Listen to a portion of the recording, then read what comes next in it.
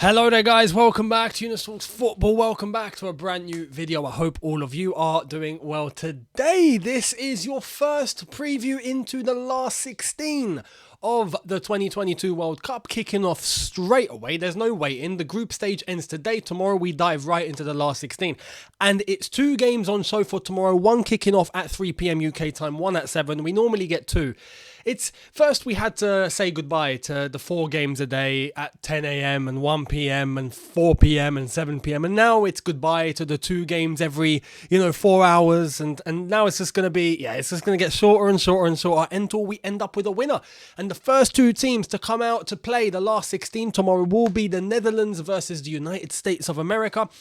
Normally, I'd look at this fixture and it's a foregone conclusion. Everyone knows what I mean. We normally look at a game like this and the Netherlands are going to win, right? But, again, today, right, and I'll give you the review for my thoughts on all the games that took place earlier today. You'll be getting that later. We had another shock. Surprise. It's a tournament of shocks, so you can't write anyone off at this stage. The last 16 do not write anyone off, and the next game I'm going to preview is going to tell you exactly that. But the Netherlands, United States, the United States are well and capable of getting into the quarterfinal. Absolutely. However, will Christian Pulisic feature? That, I think, is a deal breaker. I think Pulisic needs to be on this pitch. I ain't said that phrase in a long time, by the way. Can I just say that? I mean, when I'm reviewing Chelsea week in, week out, it's been ages since I've said, Pulisic needs to be here. Anyway, he's shown what he's about. He's really played well for the United States. He picked up that injury when he collided with the goalkeeper. He looks like he'll be okay. The rumours and the news is that he's going to make it but there's no confirmation just yet. So there's that we have to think about. If the United States miss Christian Pulisic, then are they really going to be able to compensate? I don't think they will be unless the Netherlands have a completely off day, which is possible. However, for the Netherlands, there is one man who is going to feature that the United States need to worry about and keep their eye on, and that's Gakpo. Gakpo, who's heavily linked with Manchester United, and we know the links. We know that he's probably going to go there in January. After the World Cup, he'll probably become a Man United player. Eric Ten Hag looks like he has got that deal done. He is killing it at the World Cup at the moment. And the United States are a team where I think he can score goals against. The Netherlands right now, when they get to this stage of the competition, it normally ends quite well. I mean, yes, they reach a semi-final, they reach a quarter-final. But considering their history and as far as they normally go, that's the expectation for a team like the Netherlands. Going into this whole competition, I don't think many people were looking at the Netherlands as a big threat. I certainly wasn't. And Louis van Gaal explained all of that earlier on today, saying, they're used to the negative criticism, it's fine, we'll just keep doing what we're doing. And you know what? Fair play. Fair play. That's the only thing that you can do. And the Netherlands have got through the group, quite straightforward.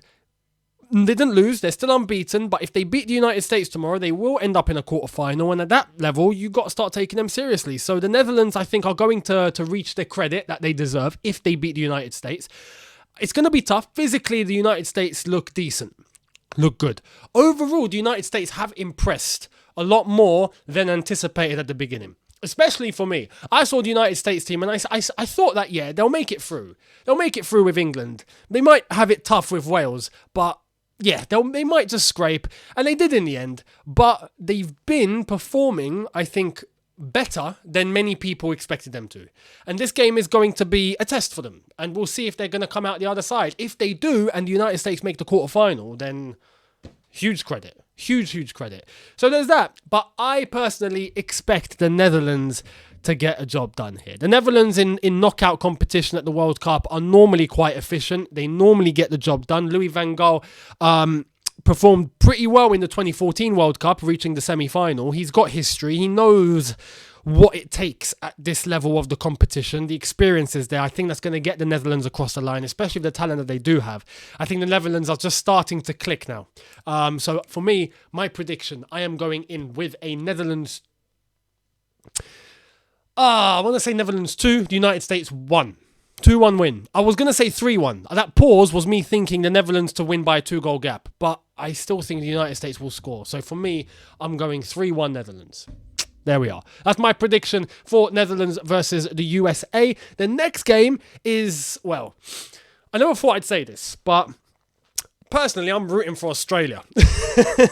Argentina versus Australia at 7 p.m. This is a game that I didn't think I would be previewing.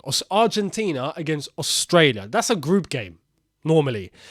Here we are in the last 16 after Australia managed to get themselves through the group in second place, only losing out on goal difference to top spot, to France. 6 points out of a possible 9. And Australia are playing against one of the tournament's favourites, Lionel Messi. This normally, just like the other game, but this even more. I'd normally come here and be like, yo, Argentina 4-0, 5-0. Yeah, straightforward, easy. Should be a piece of cake. Should be a piece of cake. I can't. This is the World Cup where somehow something might happen and Australia, all of a sudden, 1-0 win, 94th minute winner by Lecky. Again, it's possible. It's possible. The way that Argentina lost to Saudi Arabia, you never know. But you look at Argentina now, and in their heads, they want to win the competition. Australia, realistically, are not thinking we're going to win the World Cup. They're probably just thinking, look, guys, we've got to get past Argentina. Yeah, let's think about that first before we even think about the quarterfinal, because this is going to be really hard.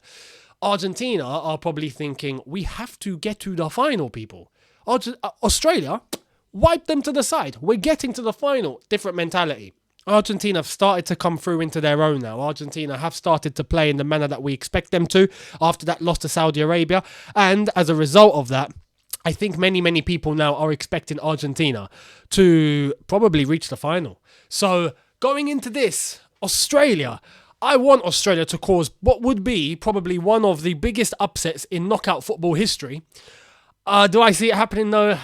I want to say yes. I'm going to say no. You never know, though. Lionel Messi, this will be his 1,000th career match. So that's a landmark for Australia to try and destroy. I hope they do. And it would be an absolute unfathomable... I don't have the vocabulary to give you if Australia actually somehow pulled it off. I wish them the best. All I'm going to say is I wish Australia the absolute best, but despite what they managed to do in the last 16, the heroics, in the group stage to reach the last 16, the heroics, I think this is the end of the road for Australia. But they can be proud of that.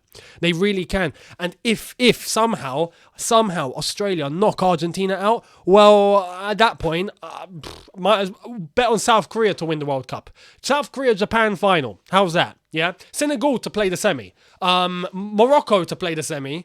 Who else? Australia to play the semi. We'll just think of all the so-called little teams and just stick them all the way through to the semi-final and the final. How does that sound? Because at that point, logic has gone out the window. Anyway, I honestly think with the players that Argentina have, how serious they're going to be taking this, I just think there's too much for Australia to handle. Considering Australia made it through on calculation, there's, maths going on the group stage, who's ahead of who. This is a knockout game. It's a 90-minute feature. That's it. Argentina, I think, win. So for me, I'm going Argentina 3, Australia 1. I think Australia will give it their best. They might even score. But 3-1 win to Argentina is my prediction. And Messi to probably score on his 1,000th game. So there we are. That's my prediction for tomorrow's round, the last 16 games. Let me know how you see it all going down in the comment section below. Much appreciated. And I will see all of you later to review all the chaos that's happened over today in Group G and Group H. I'll see all of you later. Hit the subscribe button if you are new. Hit the notification bell to be notified once I've uploaded. Smash the like button if you have enjoyed this. And I will see all of you later on. Have a good one, people. In a bit. Take care and peace.